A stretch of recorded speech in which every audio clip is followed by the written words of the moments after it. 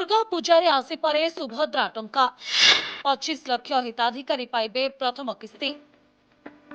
सुभद्रा योजना रे 90 लाख अधिक महिला आवेदन करथिबा बेले मात्र 25 लाख हिताधिकारी को प्रथम किस्ती मिली। जो मानंकु टंका मिली से माने शांति रे निश्वास मारुथबा बेले अन्य मानंक मध्यरे उत्कंठा बढ़ी जायछि। केबे मिलिबो बोली अपेक्षा करिसंती। एहारे भितरे आवेदनकारी को भल खबर देइछंती मुख्यमंत्री।